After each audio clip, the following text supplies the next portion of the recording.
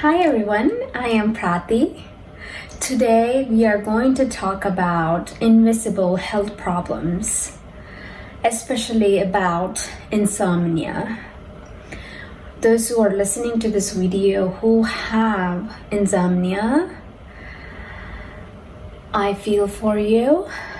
I've been there 3 years ago and I battled it for about more than 2 years. And I join a lot of insomnia group, support group, and I hear a lot of us talking about giving up. And I thought maybe 3 years ago when I had it, and now between that 3 years and now, I feel like a different person. And maybe I can share my story, and it may help one of you. First of all, I want you to know that not to fight it and not to give in, but learn to live with it. That's what I did, and that's what worked for me. Obviously, this is not to tell you not to seek medical help or whatever you're doing to stop it. I'm simply telling you what worked for me, and that may not work for you. 3 years ago when it started, I had, I don't know, one of the two things caused it. I had extreme stress at work, but I loved my job, but stress is stress. And then I also started taking birth control pills, and so I don't know what triggered it for me. I still believe it's extreme stress. They say insomnia can be triggered by stressful life events, and it could be that. Either way, when it started, until then I used to sleep like a baby. So that was almost 26 years. I had no problem with sleeping. And all of a sudden, I can't sleep. I can't function like a normal person. And I'm one of these people, like, if you put me in a room for 2 minutes not doing anything, I would go crazy because I'm very high energy, very motivated person, if I can say that. So this was something that I had to learn to live with. So what I did was I had extremely good support around me. My husband now, back then my boyfriend, he supported me extremely well. He understood me. And if you are listening to this and you have someone who may have insomnia in your life, please do them every single ounce of support you can. The support system that's so important to the person who is going through this, because no one will understand when you say we have a sleep problems. The people think, what's a big deal? Like, okay, you didn't sleep for 2 days. But insomnia is so horrible in so many ways. It's very traumatic. It changes your life you can't even imagine a person who have a sleep disorder going through. They are always exhausted. Eventually, they start to forget things. They're always moody. They're very anxious, and it's so hard. Like, people probably will show a different face than how they feel inside. So please do give your support when they have a bad mood, saying something they usually wouldn't say. Believe them, it's the sleep that's getting the better of them. And at all times, provide that support.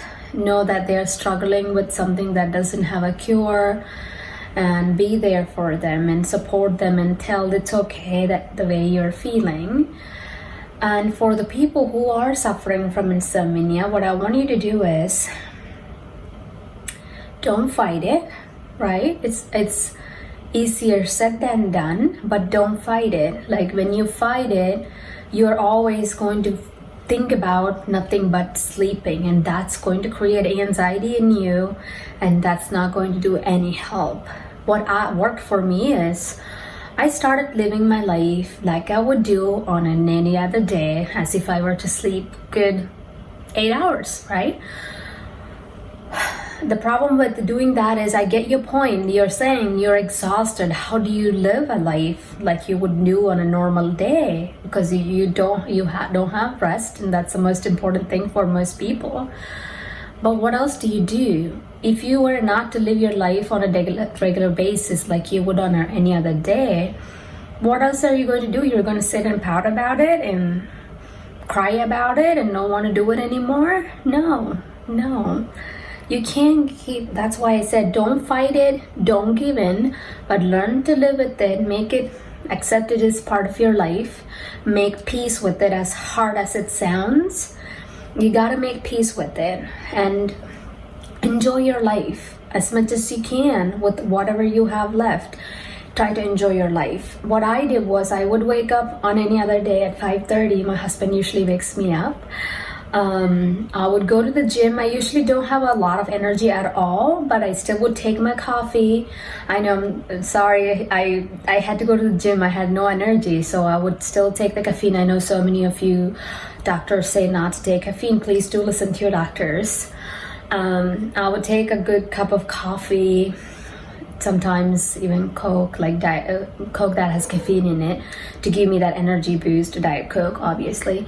I would go to the gym. I work out as long as I can, even if it's meant 30 minutes. I do my workout. I go after, usually that my routine is from the gym. I go to my work. I do my work as usual. I'm exhausted by 2 o'clock. I ride it out as long as I can. So I keep all of my work high efficient, like the work that needs lots of focus. I'm an engineer, so the work that needs extreme focus, I'm a DevOps engineer in particular. So anything that need me to think a lot, strenuous, I would do it early in the morning. Like first thing I get there, make my list to do, because in people who have sleep problem have a thing of forgetting things, so you better write down what you're going to do. I write everything down. I get things done.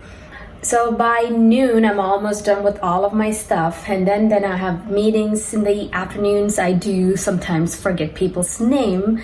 Hey, I don't sleep for 8 hours, or I barely sleep for 3 or 2 hours. And I did work out in the morning, so I have no energy. I keep fueling my body. I eat whenever I'm hungry. I never not eat right. So I always have food handy. I have healthy snacks. I don't cave in on unhealthy food. I eat very healthy. Every time I feel a little hungry, I feed my body properly. I fuel my body properly. 3 o'clock, 4 o'clock, 5 o'clock, I come home. I take my babies. I have a dog and a cat. We go on a walk. I enjoy my life. I would do on any other day. I know I'm extremely tired at this point, but I use every inch of energy left to feel that joy in my life. I go out with my dog and my cat and my husband. Oh well, cat came now. Well, back then it was just my puppy. We would go out on walks. This is by the time I learned to cope with insomnia. Before that, I was fighting it. I was miserable. I was sad. I didn't want to do anything with life.